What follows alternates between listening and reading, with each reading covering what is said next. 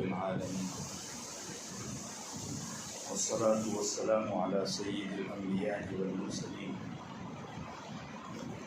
نبينا ومولانا محمد وعلى آله وصحبه أجمعين أما بعد.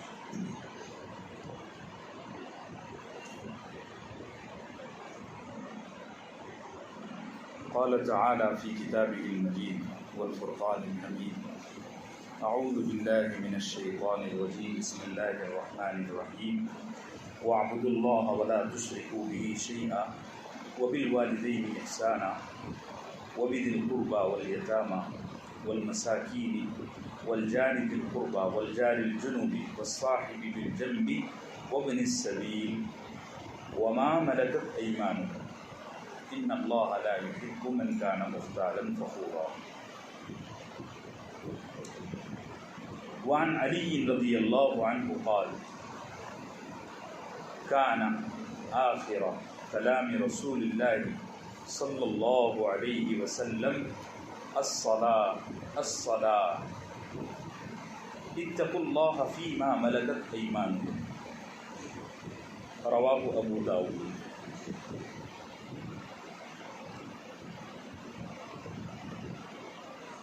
وعن النبي صلى الله عليه وسلم قال: حسن الملكة يمن وسوء الخلق شؤوم. رواه ابو داود ایضا. صدق اللہ العظیم وصدق رسولہ النبی الکریم. میرے محترم بھائیو، بزرگوں اور دوستو،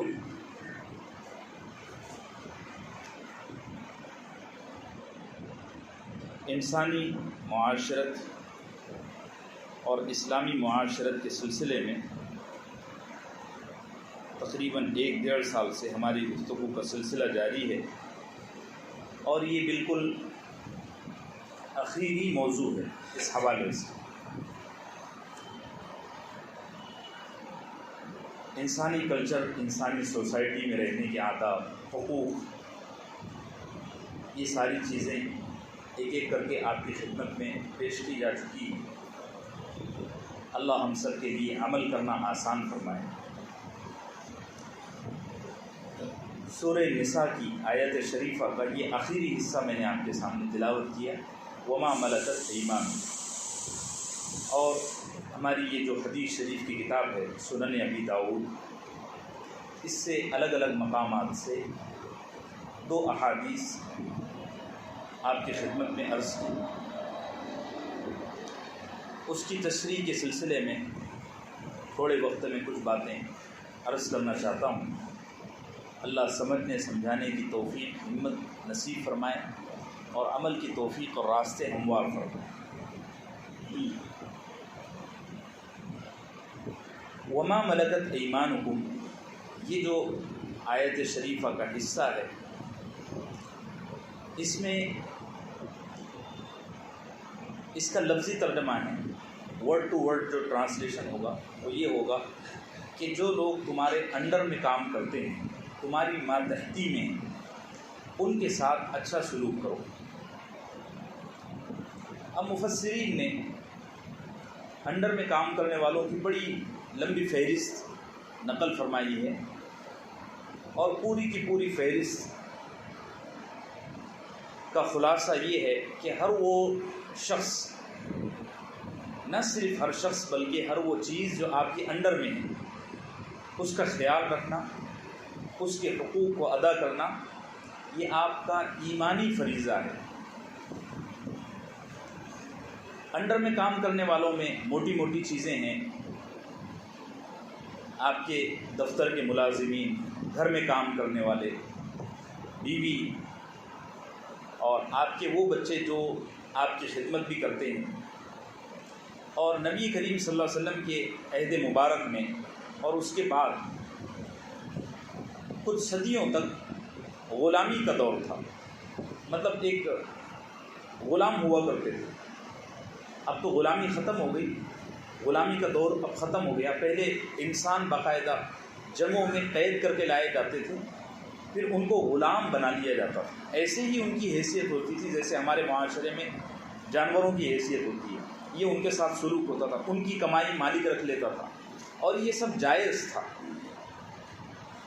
اسلام نے اس کو انسانی حقوق کی رعایت کرتے ہوئے اپڈیٹ کیا، اور اس میں بہت ساری اصلاحات کی، اور اس میں تبدیلیاں بھی ہوئی۔ اب وہ دور ختم ہو گیا، اللہ کا فضل ہے۔ اسلام کی پالیسی اور خود نبی کریم صلی اللہ علیہ وسلم کی چاہت تھی کہ انسان کو بطور غلام کے استعمال نہ کیا جائے، اسی لیے آپ نے غلاموں کو آزاد کرنا بہت پسند فرمایا۔ یہاں تک کہ ایک دفعہ ایک صحابی آپ کے پاس آیا اور آ کر فرمایا، یا رسول اللہ، میں نے آج اپنے غلام کی پٹائی کی۔ آپ نے فرمایا کہ اس سے معافی مانگنے کا آسان طریقہ یہ ہے کہ اس کو آزاد کر دو۔ تو چھوٹی چھوٹی بات پر اللہ کے نبی غلاموں کو آزاد کروا دیا کرتے تھے۔ اور آپ مسائل اگر جانتے ہوں گے تو باقاعدہ ایک چیپٹر ہے کہ کسی سے اگر کوئی گناہ ہو گیا، جیسے فرض روزہ اس نے رکھ کر توڑ دیا، تو 60 غلاموں کو آزاد کرنا، یہ اس کا کفارہ، 10 غلاموں کو آزاد کرنا، 60 نہیں 10 غلاموں کو۔ اسی طریقے سے کسی نے قسم کھا کر قسم توڑ دی تو غلام آزاد کرنا، وغیرہ وغیرہ۔ تو اسلام کی پالیسی ہے کہ غلامی کا دور ختم کیا جائے اور انسان کو زیادہ سے زیادہ آزاد رکھا جائے۔ بہرحال آیت شریفہ میں ہر وہ چیز داخل ہے جو آپ کے انڈر میں کام کرتی ہے، جیسے آپ کے دفتروں میں کام کرنے والے لوگ، آپ کے گھروں میں کام کرنے والے لوگ، اسی طریقے سے آپ کسی سواری پر سوار ہوئے آٹو رکشے میں، اس کا جو ڈرائیور ہے یہ بھی آپ کا ملازم ہے تھوڑے ٹائم کے لیے، ٹھیک ہے۔ ٹیکسی میں بیٹھے ہیں اور عمارتوں میں، بلڈنگ میں جو صفائی کرنے والے خاک روب ہیں، جن کو ہماری زبان میں بھنگی کہا جاتا ہے، حالانکہ یہ لفظ صحیح نہیں ہے، مہذب لفظ نہیں ہے، خاک روب کہنا چاہیے، یعنی صفائی کرنے والا، صفائی کا خیال رکھنے والا۔ یہ اردو کا لفظ ہے اور تھوڑا مہذب ہے، اچھا ہے، انگلش میں مجھے نہیں پتہ کیا کہتے ہیں۔ یہ ساری چیزیں ہمارے انڈر میں ہیں، اور ان کا خیال رکھنا، ان کے حقوق کو ادا کرنا، ان سے اخلاق سے پیش آنا، یہ اسلامی تعلیمات کا بڑا حصہ ہے، بلکہ ایمان والوں کے اخلاق کا ایک بہت بڑا امتحان ہے، بہت بڑا امتحان ہے۔ دیکھو میں آپ سے عرض کروں کہ کسی بڑے آدمی سے اخلاق سے پیش آنا بعض دفعہ سچے دل سے بھی ہوتا ہے اور بعض دفعہ چاپلوسی بھی ہوتی ہے۔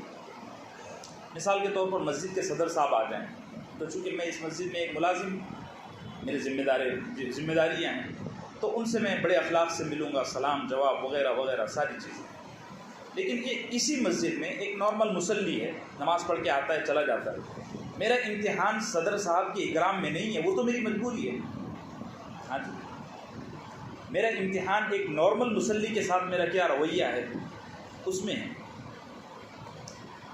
آپ کا امتحان اس میں نہیں ہے کہ آپ اپنے سے اوپر والے سے کیا رویہ رکھتے ہیں، آپ کا امتحان اس میں ہے کہ آپ اپنے ماتحتوں سے، جو آپ کے انڈر میں ہیں، آپ کی اہلیہ ہے، اسی طریقے سے آپ کے گھر میں بچے ہیں، اسی طریقے سے آپ کے گھر میں آنے جانے والے خدام ہیں، ملازمین ہیں، ان کے ساتھ آپ کا کیا سلوک اور کیا رویہ ہے، یہاں آپ کے اخلاق کا امتحان ہے۔ اللہ نے کائنات میں تقسیم رکھی ہے درجات کی، کسی کو مالدار بنایا، کسی کو غربت عطا کی۔ مالداروں کا امتحان، رؤساء کا امتحان غریبوں کے ساتھ اخلاق سے پیش آنے میں ہے، اور غریبوں کا امتحان مالداروں کے ساتھ شکر اور تشکر کے ساتھ پیش آنے میں ہے۔ دونوں بھی امتحان کی پوزیشن میں، چونکہ ہماری پوری تھیوری جو اسلام کی ہے وہ گھومتی ہی امتحان پر۔ میں نے درس قرآن میں بھی یہ چیز سمجھایا تھا تفصیل سے۔ ایمان والا جو دنیا میں پیدا ہوا، بلکہ ہر انسان، وہ ایک اس اسٹوڈنٹ کی طرح ہیں جو ایگزام ہال میں بیٹھا ہوا ہے۔ ہماری ساری زندگی، سارے قرآن حدیث کی جو تھیوری ہے وہ اسی پر گھومتی ہے۔ ایک بات سمجھ رہے ہیں؟ یہاں مالدار کا امتحان اس میں ہے کہ وہ اپنے ماتحتوں کے ساتھ کیا رویہ رکھے ہوئے، اور غریبوں کا، فقراء کا، مساکین کا، ملازمین کا امتحان اس میں ہے کہ وہ بطور رد عمل کے، ری ایکشن کے طور پر کیا سلوک اور کیا جواب پیش کرتے ہیں۔ میرے بھائیو بات سمجھ میں آئی؟ اب یہ میں کچھ فضائل عرض کرتا ہوں غلاموں کے ساتھ اور ماتحتوں کے ساتھ اچھا سلوک کرنے کے سلسلے میں اور ان کی اہمیت کے سلسلے میں۔ دیکھو یہ جو لفظ میں پڑھ رہا ہوں نا آیت شریفہ کا، ما ملکت ایمانکم، یہ جو لفظ میں کہہ رہا ہوں اس کا لفظی ترجمہ ورڈ ٹو ورڈ ہوتا ہے وہ چیز جو تمہارے دائیں ہاتھ کے درجے میں ہے۔ ہم کہتے ہیں نا فلاں آدمی فلاں کا رائٹ ہینڈ ہے، ٹھیک ہے، فلاں آدمی فلاں کا سیدھا ہاتھ ہے۔ اس کا مطلب کیا ہوتا ہے؟ اصل میں اکثر لوگوں کا رائٹ ہینڈ استعمال میں زیادہ آتا ہے، اور اس ہاتھ کے مقابلے میں طاقت بھی زیادہ ہے۔ جب بھی ہم کوئی کام کرنا شروع کرتے ہیں تو سب سے پہلے ہمارے بدن پر کوئی حملہ ہوتا ہے تو سب سے پہلے ہم سیدھے ہاتھ کو، کسی پر وار کرنا ہوتا ہے تو سیدھے ہاتھ کو۔ بہت تھوڑے لوگ ہوتے ہیں جو لیفٹ ہینڈ کو استعمال کرتے ہیں، اور ان کا پیدائشی مسئلہ ہوتا ہے کہ وہ لیفٹ ہینڈ ہوتے ہیں۔ یہ جو ہمارے مزدور ہیں، ہمارے انڈر میں کام کرنے والے ہیں، ذرا ان کے بارے میں آپ تصور کر کے دیکھو، اگر یہ تھوڑے دنوں کے لیے رک جائیں نا تو کیا اثر ہوگا؟ بھئی بات سمجھ رہے؟ تھوڑے دنوں کے لیے اگر یہ رک جائیں، بنی اسرائیل میں ایک دفعہ کسی نے حجاموں کو حقیر نظروں سے دیکھا، یہ جو سیلون والے ہوتے ہیں، کسی نے حقیر نظروں سے دیکھا، یہ اسرائیلی روایت ہے۔ تو اللہ نے حجاموں کو رزق کا دوسرا دروازہ کھول دیا۔ اب اللہ کے لیے تو کوئی مشکل نہیں ہے، حجاموں کے لیے دوسرا، بس بنی اسرائیل کے لوگ پاگل ہو گئے سارے ہوا کہ اب اس زمانے میں ٹریمر مشین تو نہیں ہوتی تھی کہ لاؤ جی اور کاٹ لو، اور مخصوص حالات ہوتے تھے جن کے ذریعے حجام بال کاٹتے تھے۔ خود اللہ کے نبی کے دور میں بھی یہ قینچیاں اور یہ سب نہیں تھا، خنجر سے بالوں کو کاٹا جاتا تھا۔ حضرت عبداللہ ابن عمر فرماتے ہیں کہ میں اللہ کے نبی صلی اللہ علیہ وسلم کی مونچھ مبارک جو بڑھ جاتی تھی اس کو مسواک اور خنجر سے کاٹتا تھا، نیچے مسواک رکھتا اور اوپر خنجر، اس طرح سے سسٹم تھا۔ اب تو بہت ترقی ہو گئی ہے ماشاءاللہ، اس زمانے میں تو ایسا کوئی نظام نہیں، وہ صرف ایک پیشے کے لوگ ہی تھے جو بال کاٹنے کا فن جانتے تھے۔ یہ تو ابھی 8-10 سال میں اتنا کچھ ہوا ہے۔ اب یہ رؤسا کے بال بڑھنے شروع ہوئے یہاں تک کہ ان کے بالوں نے ان کے بدن کا خون چوسنا شروع کیا۔ وہ تو ناشکری کا اور ناقدری کا عذاب تھا نا۔ پھر سارے رؤسا انبیاء کے پاس آئے اس زمانے کے، اور آ کر کے کہا کہ اللہ سے دعا کرو کہ اس عذاب کو ہم سے ختم کرے۔ تو کسی مزدور کے ساتھ غلط رویہ اختیار کرنا، یہ اس روایت سے پتہ چلتا ہے۔ اور اللہ کے قرآن کا جو فرمان ہے ما ملکت ایمانکم، اپنے ماتحت کے ساتھ، اپنے سیدھے ہاتھ کے ساتھ اچھا سلوک کرو، کہیں ایسا نہ ہو کہ یہ سیدھا ہاتھ کوئی دوسری شکل اختیار کر کے شل ہو جائے، پیرالائزڈ ہو جائے۔ ایک فضیلت۔ دوسری چیز ہے، مسلم شریف کی حدیث ہے، اللہ کے نبی صلی اللہ علیہ وسلم کے بارے میں آتا ہے کہ ایک دفعہ مسجد نبوی میں ایک خاتون تھی، حبشی خاتون، مدینے میں، وہ وقتاً فوقتاً مسجد نبوی میں آتی تھی، اور جب سناٹا ہوتا، مسجد میں کوئی نہ ہوتا، تو وہ خاتون مسجد کی صفائی کر کے چلی جاتی۔ ایک دفعہ اللہ کے نبی صلی اللہ علیہ وسلم کو معلوم ہوا کہ وہ آ نہیں رہی ہے، تو آپ نے فرمایا کہ وہ جو خاتون صفائی کے لیے آتی تھی وہ کہاں گئی؟ صحابہ نے فرمایا کہ وہ اس کا انتقال ہو گیا، اس کی وفات ہو گئی۔ اللہ کے نبی صلی اللہ علیہ وسلم نے بڑی ناگواری کا اظہار فرمایا کہ تم نے مجھے خبر تک نہ کی، اور پھر جملہ فرمایا کہ تم اپنے ماتحت میں کام کرنے والوں کو بڑی ذلیل نظر سے دیکھتے ہو۔ نماز کا وقت ہو گیا تھا، اللہ کے نبی صلی اللہ علیہ وسلم نے نماز ادا فرمائی اور فوراً اس کی قبر پہ گئے۔ دیکھو جی، ایک مزدور ہے، مسجد کا خادم ہے، اور مرد نہیں ہے، عورت ہے۔ آپ نے نماز ادا فرمائی، تنہا چادر جھٹکتے ہوئے اللہ کے نبی صلی اللہ علیہ وسلم اس کے مزار پہ گئے، قبر پہ گئے، اور وہاں جا کر آپ نے نماز جنازہ ادا فرمائی۔ بھئی بات سمجھ رہے ہو کتنی اہمیت ہے دین میں؟ ہمارے یہاں مزدور بیمار ہو جائے کوئی خبر نہیں لیتا، اللہ ہم سب کو توفیق عطا فرمائے. بہت کم لوگ ہوتے ہیں ایسے. اور میں جیسے کہ عرض کر چکا ہوں کہ اس میں ہمارا امتحان زیادہ ہے کہ ہم ماتحتوں کے ساتھ کیا سلوک کرتے ہیں. ایک حیرت کی بات آپ کو بتاؤں کہ اس میں اخلاص کا بھی امتحان ہے. اس میں کس چیز کا امتحان ہے؟ اخلاص کا. دیکھو جو لوگ مخلص ہوتے ہیں نا ان کو اللہ چھوٹے چھوٹے کاموں کی توفیق دیتے ہیں. آپ میں سے جو لوگ مولانا کریم صدیقی صاحب کو سنتے ہوں گے جو ابھی قید ہیں، دعا فرماؤ اللہ ان کو رہائی نصیب فرمائے. بے بنیاد الزام لگا کے ان کو قید کیا گیا بہرحال.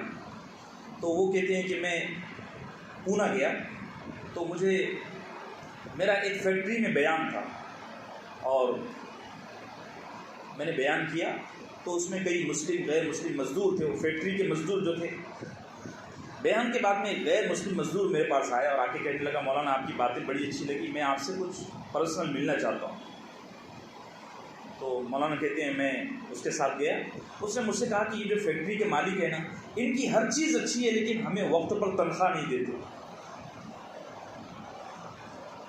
مولانا کہتے ہیں مجھے اتنی حیرت ہوئی کہ میری پیشانی پسینے سے تر ہو گئی، کیونکہ وہ جو صاحب تھے نا وہ مسجدوں میں مدرسوں میں 10-10 لاکھ کی اور 5-5 لاکھ کی رسید بناتے تھے، لیکن ان کی اپنی فیکٹری میں مزدوروں کے ساتھ ان کا. اب یہ کب ہوتا ہے معلوم ہے؟ یہ اس وقت ہوتا ہے جب آدمی میں اخلاص کی کمی ہو. 2 سال پہلے جب پہلی تالہ بندی لگی، پہلا لاک ڈاؤن شروع ہوا تو ایک بامبے کے ایک صاحب ہیں، انہوں نے بامبے میں کئی مقامات پر مزدوروں کے لیے کھانے کا بندوبست کیا. کئی مقامات پر، یہاں گولی بار میں بھی انہوں نے کچھ لوگوں کو رابطہ کانٹیکٹ دیا ہوا تھا کہ آپ یہاں روزانہ جو مزدور ہیں جن کے اہل و عیال فیملی یہاں نہیں ہے ان کو کھانا کھلاؤ. بڑی اچھی بات ہے. ان کی زیر انتظام ان کی انڈر میں جو مسجد ہے اس مسجد کے خدام وہ کہتے ہیں کہ ہم سحری میں ہوٹلوں میں گھومتے ہیں، رمضان کے مہینے میں سحری میں ہوٹلوں میں. یہ ریاکاری کا نتیجہ ہے. مسجدوں مدرسوں میں کیا ہوگا، دیں گے نا تو تھوڑا یہاں جائیں گے تو حاجی صاحب کر کے 10 لوگ پیچھے گھومیں گے. اپنا مزدور تو اپنا مزدور ہے، یہ تو اپنی ٹانگ سے بندھا ہوا ہے. یہ اخلاص کی کمی کی علامت ہے. مدرسے میں دیں گے نا تو آپ کے نام کی بلڈنگ بن جائے گی، فلاں حاجی صاحب نے بنائے تھے. مدرسے والوں کی بھی غلطی نہیں ہے نا، ان کا کوئی مسئلہ نہیں ہے، ان کو بھی اپنا سسٹم لے کر چلا. یہ آپ کے اندر کی اخلاص کی کمی ہے. جس آدمی میں اخلاص کی اور علم کی کمی ہو وہ ہمیشہ یہ غلطی کرتا ہے. بھئی بات سمجھیں، جس آدمی میں علم کی اور اخلاص کی کمی ہو وہ ترجیحات کے تعین میں غلطی کرتا ہے. صحابہ میں کچھ صحابہ ایسے تھے جو ساری رات تہجد پڑھتے لیکن فجر کی پہلی رکعت میں غیر حاضر رہتے. اب یہ تو نہیں کہا جائے گا کہ نعوذ باللہ صحابہ میں اخلاص کی کمی تھی، علم کی قلت تھی، مسائل کو انہوں نے سمجھا نہیں ہوا تھا. تو سورہ مزمل نازل ہوئی. سورہ مزمل نازل، اس کے دوسرے رکوع میں اللہ نے اپنے نبی کو فرمایا کہ نبی ان صحابہ سے کہو جو فجر کی پہلی رکعت چھوڑتے ہیں اور تہجد میں پوری رات کھڑے رہتے ہیں، ان سے کہو کہ 2 رکعت تہجد پڑھ کے سو جایا کرو لیکن فجر کی پہلی رکعت میں آیا کرو. جس آدمی میں علم کی کمی رہے گی، اخلاص کی کمی رہے گی، وہ فرض اور نفل میں ہمیشہ قلت کرے گا، کوتاہی کرے گا، ڈنڈی مارے گا. ہمارے معاشرے میں اخلاص کی بے انتہا کمی ہے. دیکھ لو آپ، حاجی صاحب کے پاس کوئی چندہ لینے چلے گیا نا، وہ آرام سے آپ کو 20, 25, 50 ہزار کی رسید بنا دے. ان کے مزدوروں سے آپ پوچھو کہ ان کا آپ کے ساتھ کیا سلوک ہے، وہ آپ کو بتائیں گے کہ ہم کو تنخواہ وقت پر دیتے ہیں یا نہیں دیتے ہیں. ہمارے گھر پر کوئی آدمی بیمار پڑتا ہے تو ہماری مدد کرتے ہیں یا نہیں کرتے ہیں. اور یاد رکھو مزدور 2 قسم کا ہوتا ہے. شریعت کے دائرے میں بات کر رہا ہوں، مسائل کے اعتبار سے. مزدور 2 قسم کا ہوتا ہے. ایک کو اجیر مشترک کہتے ہیں، ایک کو اجیر خاص کہتے ہیں. اجیر مشترک کا مطلب یہ ہے کہ آپ نے کسی کو کوئی کام پر رکھ لیا تھوڑے وقت کے لیے، ٹھیک ہے، جیسے آپ کو آپ کے گھر میں کچھ مال اتروانا ہے، سامان اتروانا ہے، آپ نے ایک کلی کو پکڑ کے لائے اور کہا کہ سامان، یہ اجیر مشترک ہے، اس کو آپ نے گھنٹے 2 گھنٹے کے لیے یا اتنا کام کرنے تک کے لیے مزدور رکھ لیا، یہ اجیر مشترک ہے، اس کو آپ اس کی تنخواہ دے دو، مزدوری دے دو، بات ختم۔ ایک ہے اجیر خاص، اس کا مسئلہ بڑا نازک ہے۔ اللہ کے نبی نے فرمایا یہ مزدور نہیں ہے، تمہارا بھائی ہے، انہم اخوانکم، اس کے ساتھ مزدورانہ سلوک رکھنا بے ایمانی ہے، اس کے ساتھ برادرانہ سلوک رکھنا فرض ہے۔ جیسے آپ کی گاڑی کا ڈرائیور ہے، گھروں میں وہ خواتین ہیں جو 24 گھنٹہ آپ کے گھر میں کام سے لگی ہوئی ہیں بچوں کو سنبھالنے کے لیے، کوئی بیمار آپ کے گھر میں ہے اس کی تیمارداری کے لیے، یا وہ مزدور جو 24 گھنٹے میں سے 7-8 گھنٹہ کام کا جو وقت ہے وہ آپ کی دکان پر کام کرتا ہے، وہ مزدور بھی آپ کے لیے اجیر خاص ہے۔ وہ آپ کا مزدور نہیں ہے، شریعت کہتی ہے وہ آپ کا بھائی ہے۔ اور اللہ کے نبی نے آگے جو میں بات عرض کرنا چاہ رہا تھا ہو رہے گی، اللہ کے نبی نے فرمایا اس کی ہر ضرورت کو پورا کرنا آپ کا فرض ہے، صرف تنخواہ دے کر جان چھڑانا، بھئی بات سمجھ رہے ہیں؟ اس کی ہر ضرورت، یہ بولے میری بیوی بیمار ہے، یہ بولے میرا بچہ بیمار ہے، جیسے، اور اللہ کے نبی نے فرمایا اس کو اپنے کھانے میں سے کھلاؤ، اس کو اپنے لباس میں سے پہناؤ۔ دیکھو نا کتنی باریک بات ہے۔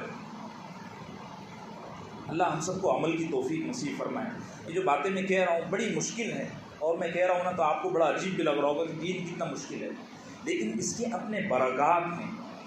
ہماری زندگیوں سے جو خوشیاں اٹھ گئی ہے نا، اس کی وجہ یہ ہے کہ یہ رویے اور یہ اخلاق اڑ گئے۔ 2 حدیثیں میں نے آپ کے سامنے پڑھا سنن ابی داؤد، اس میں سے دوسری حدیث یہ تھی کہ اللہ کے نبی نے فرمایا حسن الملکتی برکۃ، ملازموں کے ساتھ اچھا سلوک کرنا برکتوں کا سبب ہے، اور ملازموں کے ساتھ بد اخلاقی سے پیش آنا نحوست ہے۔ حالانکہ اللہ کے نبی نے کسی چیز کو منحوس نہیں قرار دیا، اور دین کا مزاج نہیں ہے کہ کسی چیز کو پنوتی، منحوس اور انلکی کہے، لیکن مزدور کے ساتھ بدسلوکی کرنا بد اخلاقی ہے۔ بعض لوگ اسٹیشن پر کولیوں سے بھاؤ کرتے ہیں، جو بھاؤ کرتے ہیں وہ کہتے ہیں 600، بس یہ کہتے ہیں 150، 150، 150۔ اچھا کمال کی بات یہ ہے کہ وہی آدمی جب کسی مال میں اچھی خوبصورت سیلس مین سے بات کرے گا نا تو ایسے اخلاق سے پیش آئے گا، سبحان اللہ۔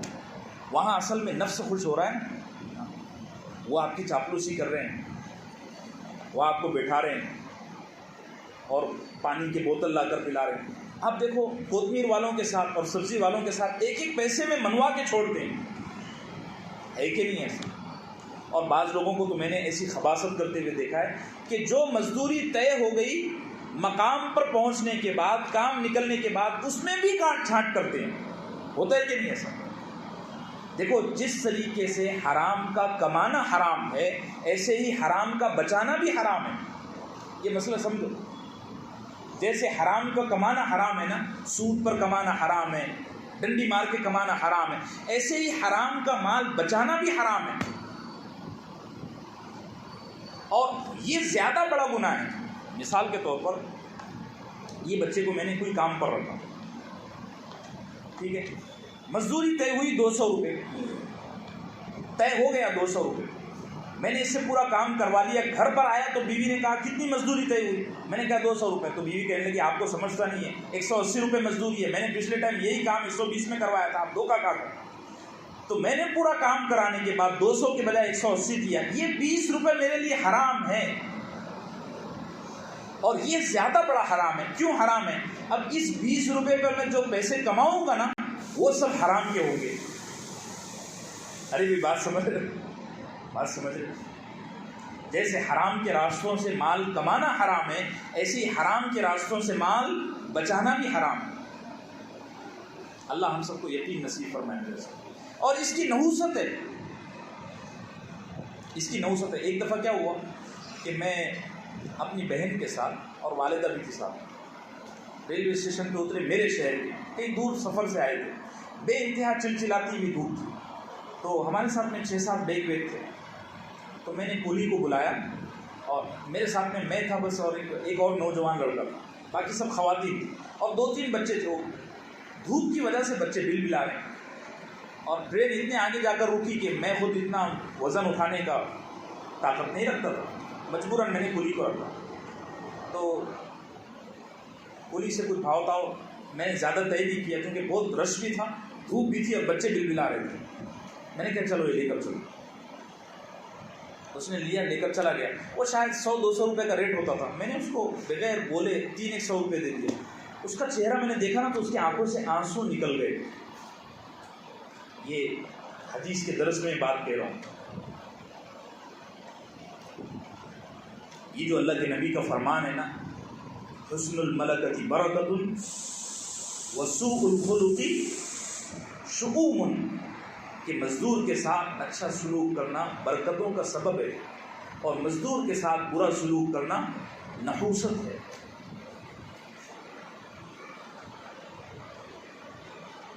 غیر مسلموں کی یہاں آپ دیکھو ان کی کمپنیوں میں، ان کی دکانوں میں جو رونق ہے، جو خوشیاں ہیں، اس کی وجہ یہ ہے کہ وہ سال میں 2-3 دفعہ کیا کہتے ہیں، بونس کہتے ہیں، اس کے نام سے دیتے ہیں۔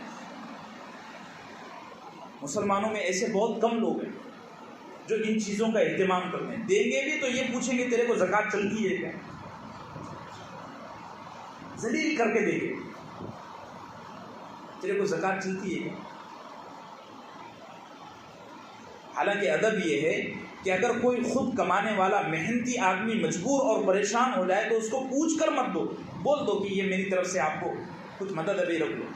اگر آپ کو لگے کہ یہ زکوٰۃ کا مستحق ہے تو بھی مت بولو، وہ خوددار ہے نا۔ اگر وہ بھکاری ہوتا تو تیری دکان پہ کام کرتا، وہ محنتی آدمی ہے، اس کو بولو یہ ہدیہ ہے اور شریعت کہتی ہے اگر وہ مستحق ہے اور آپ نے زکوٰۃ کی نیت کر لی تو آپ کی زکوٰۃ ادا ہو جائے گی انشاءاللہ۔ ادب یہ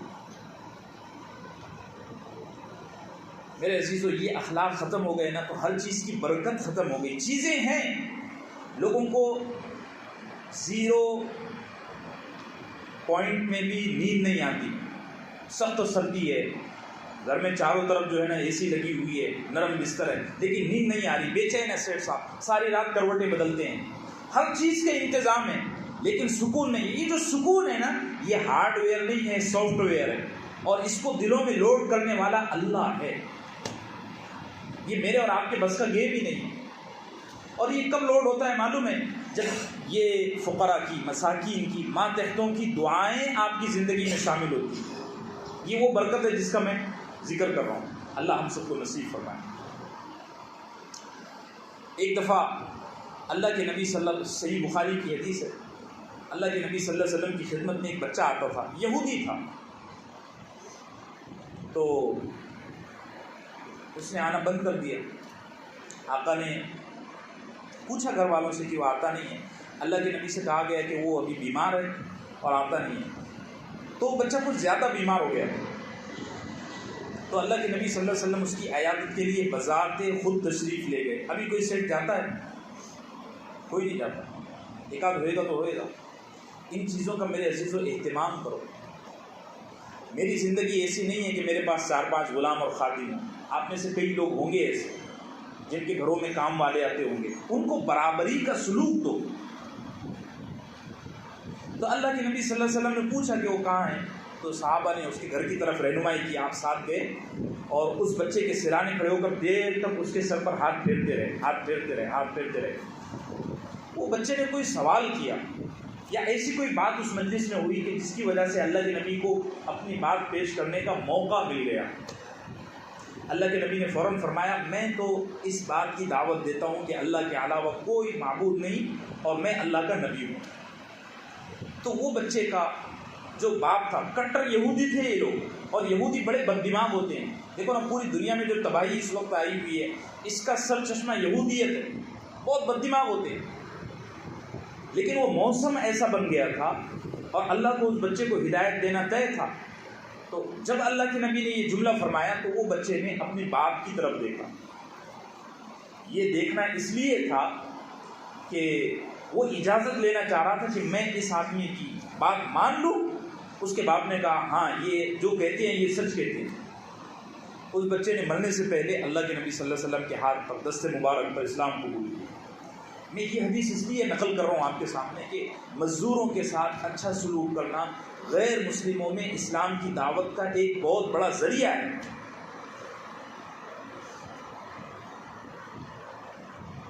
اللہ ہم سب کو نصیب فرمائے۔ ایک دفعہ ایک صحابی اللہ کے نبی کی خدمت میں آئے اور آ کر کے فرمایا کہ میرا خادم خیانت بہت کرتا ہے، بازار میں کوئی چیز لانے کو بھیجتا ہوں تو 10 روپے کی لاتا ہے، گھر میں آ کے 15 روپے کی بتاتا ہے۔ ایسے آج بھی ہوتے ہیں۔ اچھا دیکھو ایسا کیوں ہوتا ہے، میں آپ سے یہ بتاؤں، بدنیتی کی وجہ سے یہ فیصلے ہوتے ہیں، اور جو آدمی کنجوس ہوتا ہے نا اس کے ساتھ بھی ایسا ہوتا ہے۔ میرے ساتھ میں یہ بچے بازار میں ہوتے ہیں تو ایک وہ رضوان بھی میرے ساتھ آتا تھا، ابھی شاید اس کی طبیعت وغیرہ خراب ہے، ابھی دکھتا نہیں، تو وہ بھی میرے ساتھ آتا تھا پہلے۔ تو میرا مزاج ہے میں زیادہ بازار میں بھاؤ تاؤ کرنے اور چھوٹی دکان والوں سے خریدتا ہوں۔ آج کل مزاج بن گیا ہے آن لائن سامان خریدنے کا۔ جو آن لائن ہے وہ تو دنیا کے سب سے بڑے مالدار ہیں، ان کو آپ بڑا ڈیلیوری چارج بھی دیتے ہو اور ان سے بھاؤ تاؤ کیے بغیر پورے ترے کے ساتھ سامان خریدتے بھی ہو۔ تو میرا مزاج ہے، میں چھوٹا غریب آدمی ہوں تو میں غریبوں سے سامان خریدنے کو ترجیح دیتا ہوں، تو میں بھاؤ تاؤ نہیں کرتا۔ 3-4 سال پہلے رمضان میں، میرا رمضان شریف ناگپور میں گزرا، تو وہاں مدرسے والوں نے میرے ذمہ رکھا ہوا تھا کہ آپ کو افطار کے فروٹ خرید کر لانا ہے، سارے پیسے مدرسے والے دیتے تھے، میں نہیں دیتا، تو افطار کا سامان میں لاتا تھا۔ وہ جو جہاں سے فروٹ خریدتا تھا وہاں زیادہ بھاؤ تاؤ نہیں کرتا ہوں، کیونکہ ایک تو افطار کا وقت ہو چکا ہوتا تھا، عصر کے وقت، ٹھیک ہے، تو میں بھاؤ تاؤ نہیں کرتا ہوں۔ تو جو پھل مجھے مارکیٹ والا دیتا تھا اس سے کئی گنا زیادہ قیمت وہ دوسرے گراہکوں کو لگاتا تھا۔ ایک دفعہ میں کوئی فروٹ خرید رہا تھا تو وہاں جس دکان سے میں لے رہا تھا، لیا کرتا تھا، اس دکان والے کے پاس وہ فروٹ نہیں تھا۔ اس نے بازو مجھے پکڑ کر لے کر گیا اور کہنے لگا یہ اپنے آدمی، ان کو اپنے داموں میں سامان بیچتے۔ مجھے کوئی پھل خریدنا تھا، سیب وغیرہ خریدنا، جو بھی تھا، تو اس نے مجھے 100 روپے سے دے دیا۔ میں اس دکان سے ہٹا بھی نہیں تو ادھر ایک خاتون آئی اسی دکان پہ، اس نے وہی پھل میرے سامنے خریدے، اس نے 150 دیا۔ وہ خاتون چلی گئی تو میں نے کہا یار آپ نے اس کو 150 دیے، تو بولے میں نے اس کو 180 بتایا تو اس نے کتنے بھاؤ تاؤ کیا۔ اس آدمی نے مجھے آ کر کہہ دیا تھا آپ بھاؤ تاؤ نہیں کرتے، میں نے آپ کو پہلے ہی مناسب داموں میں دے دیا۔ شاید ایسے بھی ہوتے ہوں گے جو بھاؤ تاؤ نہ کرنے کا فائدہ اٹھاتے ہوں، ایسے کمینے بھی ہوتے ہیں، لیکن ہر وقت بھاؤ تاؤ بارگیننگ کہتے ہیں نا اس کو، بھاؤ تاؤ کرنا بارگیننگ کہتے ہیں، یہ خلاف ادب ہے۔